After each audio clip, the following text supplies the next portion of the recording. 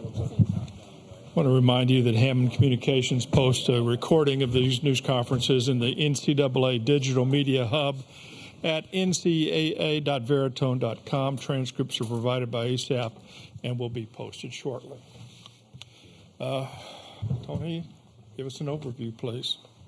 We didn't play very well tonight. LSU did. Both teams made mistakes, but they capitalized. So ultimately, that's on my shoulders, whether it's in the middle of the game or pregame for our guys to play better. But this thing's already over with, and in my mind, in the past, the game I'll choose to remember this team by was yesterday. It was the last great moment we had together, and it was also a game that was very representative of how the season went. Started out slow, a lot of struggles in there, a lot of frustration, but guys overcoming that and working together, coming together to make sure we have success, and that's what occurred. So that's what I'll remember it by. And as far as the whole team goes, much was made about preseason rankings with this particular group. I think guys like Drew and others helped kind of get our program to a new category. And no disrespect to any writers or anything like that. We certainly had a lot of talent, but I didn't think we deserved to be where we were at the beginning of the season, and I let them know that. Just a lot of new faces, a lot of things that we had to replace, and we did that by the end of the year, in my opinion.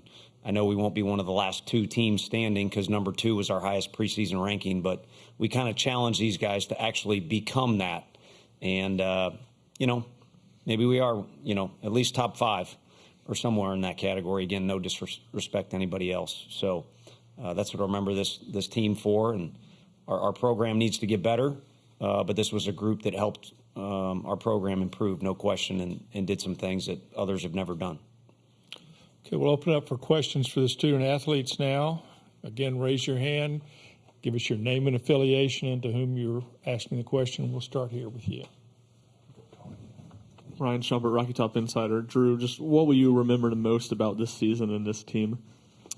Yeah, I mean, the thing I remember the most is probably the tough times we had and just the hills we had to climb. I mean, this season starts not just in February. It starts back in August when we got on campus in the fall. I mean, it's a grind. You go through so much with your teammates and your coaches, and you figure things out, then things don't work, and you figure out something else. And I think just all those trials and tribulations that were thrown at us and that we had to fight through as the season went on, that's just the things you remember because you just push through it with your brothers, the guys beside you, the coaches beside you, and that's just the memorable parts is the winning's great, but making a bond and making like a family with the guys beside you is the part that you come out on top with. Okay, we'll go up here. Jack Foster, Rocky Top Insider. Drew, just sophomore year, how do you think you improved in year 2?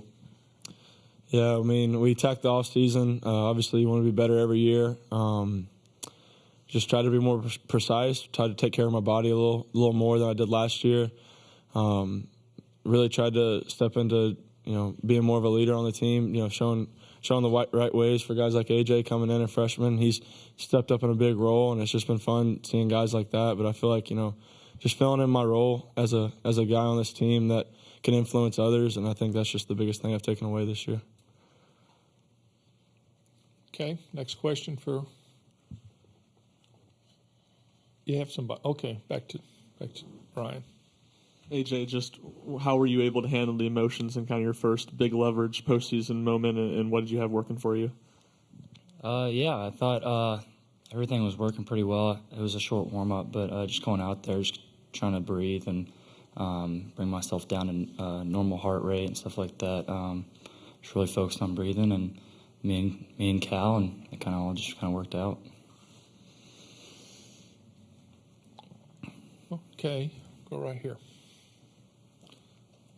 Wes Rooker with 24/7 Sports. Drew, you all have had so many times this year where you came back late. You're able to kind of keep fighting, make it happen. What did that help the mood at all throughout the game when things didn't start the way you wanted, and why did it not maybe happen this time? Yeah, absolutely. I mean, that's a good ball club over there. They've got good team, but yeah, I mean, it was never out of reach. It just it didn't happen today. It's baseball. just the way the tree falls sometimes. And so I don't think anybody ever had any doubt. I mean, I think we were just going out there playing the game we all love, and it just didn't happen for us today.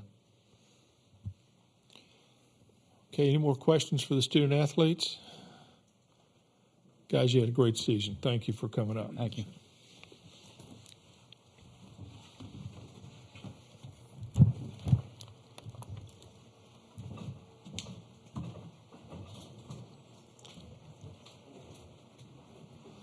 Now we'll open it up for questions to Tony.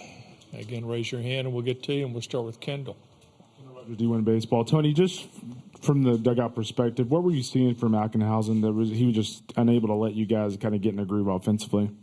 His stuff has always been difficult to hit, usually where it's kind of, at least, and he's not on my team, so I'm going off a little bit of video, a little bit of research, where it's kind of gone awry for him is with command.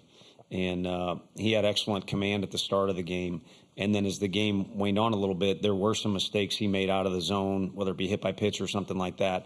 But then he kind of, kept his composure and regathered and did well. And then it takes two to tango. We like I said, we didn't capitalize on mistakes as well as they did. We kind of had it down. He got in on lefties and then got righties to kind of overswing a little bit. So it kind of depends on which side of the deal you're talking there. And, you could look at game plan, or you could just look at a guy who had a good opportunity and really took advantage of it.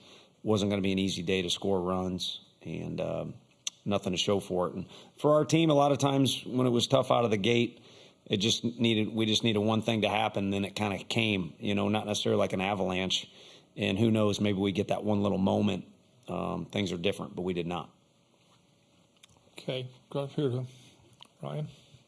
Do you feel like you guys pressed offensively at all as the game went on? I don't think so. I think there was more frustration at times than we've had as of late. Maybe a word I can't say up here or two like that. But that was just because guys were trying, and it was a tight game. So each pitch you could feel a little bit. But, I mean, it's certainly in pregame and at the start of the game, there wasn't moments of tension. When I referenced mistakes, it was that they really made us pay on walks and then, defensive mistakes. And even when we don't field that bunt, I mean, everything was all good. And, we make a mistake later and you knew the guy was going to come up to the plate. I was just dying somebody would be on base for him because you knew he was going to respond. That's just what he does. So. Okay, we'll go here to Jack. Yeah, Tony, I know you mentioned yesterday's game is the game you'll choose to remember this team by, but what do you want this team to be remembered for on the grand scheme? Kind of what you fantasize being if you claim to be a competitor or if you compete at all, is that you'll get after it no matter what. And when you get knocked down, you'll get back up. And when you get knocked down again, you'll get up even quicker and so on and so forth. So, I think it was a competitive group. They can hang their hat on the fact that, we talked about perspective. There's a variety of tradition within each program, and it takes a lot in our league to be able to brag about tradition. But for us in particular, we wanted to get to a regional, and then we wanted to have a roster that was really athletic that you guys would be excited to write about. And, COVID's whatever. And then we wanted to get here, and we didn't win any games. And then we wanted to get here again and win a game, and this group did it. And, I skipped a year, but boys that were part of 22, give it a couple years, and you'll get yours. No national championship, but pretty special group that will be remembered by everybody in this room for a lot of stuff. Love them or hate them. I love them. Okay, here at the end. Tony, you said earlier the program needs to get better. I'm just curious where you see that being needed, and also, as you said, getting here, winning a game. Do you feel like you've advanced the trajectory of the program this season? I think so. I mean, you need to get here and you need to feel it out. It doesn't mean like Coastal Carolina can't come here and win a national championship. But you got to get used to the itinerary, the media attention, the stage, and things will be passed down by guys. I mean, our guy, we had some tough dudes on that 21 team, and they kind of locked up a little bit that first game. We also faced a guy named Abbott. I wasn't too happy when I saw that video when we found out who we were going to face. But you got to learn how to deal with rankings and expectations. and then people start looking forward to playing you as opposed to, maybe sleeping on you a little bit, or, there's a variety of circumstances. And we want our stadium to get bigger. We want our crowds to keep getting bigger and rowdier. We want our roster to be as competitive as anybody's. Of course, that's going to kind of come and go a little bit, but just to be able to handle things that come with shooting for a national championship every year. Okay, back up here to Ryan. Just wanted to get your vantage point on two plays. The first being Maui's double and holding Cal up at third, and then the following half inning on the bunt single that Zane threw in the right field. Yeah, I mean, Coach E had a difficult challenge yesterday because there's one play where you got to just send the guy and make them play catch, and the wind keeps pulling the ball in and they do it. And then he's got to send the other guy, and Zane kind of got his, gosh, love him, he kind of got his feet tangled up a little bit and made it closer than maybe it should have. And then you get another difficult decision there. And normally with 2 outs and a double, you got to, but it wasn't there. And if you look up at the Jumbotron to double check, it just wasn't there.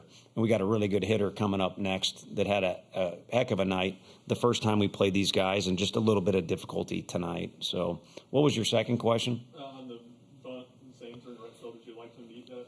Yeah, it looked like it was going foul, but I'm also standing in the dugout spitting seeds into the ground. He's out there playing in front of 25,000 or whatever we got in there, and he's trying to make a play. And who knows, it may not have rolled foul. But then, again, to try and make a play. I mean, put it in your back pocket is easy to say if you're watching from home. But these kids are running around out there pouring their hearts out onto the field. That's why it's been so damn entertaining so far, if I can say that word. Yeah.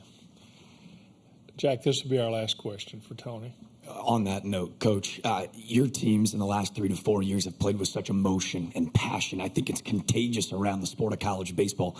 These games have been so entertaining this week. Can you kind of talk about the state of college baseball and maybe where your program has kind of played a role in a lot of the emotion and passion we see this week? I appreciate you saying that more than you know. That means a lot. I think last year's team, kind of what I was going on a tangent about or ready to go on a tangent, was they got people talking about the sport. I mean, big leaguers, all kinds of people. And again, part of it was they didn't like me or our players or anything like that, or we did some foolish things or we did some great things, but it got people talking. And we're not the only ones. I think these indoor facility, these kids train at, they're putting in more work. Media, whether it be social media or now all these games are covered. All those things are elevating the play and the amount of passion these kids pour into this thing. And I think our sport, I'm prejudiced, but I think our sport more than any other collegiate sport has more momentum and is on a greater incline than any other.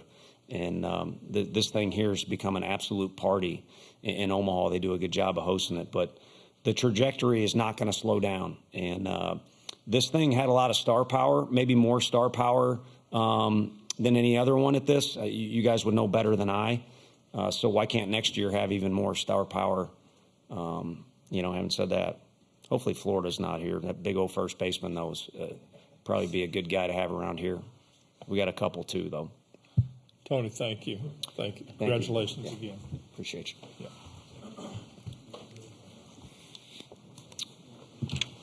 That's a friendly, me and Sully talk today, so that's not a...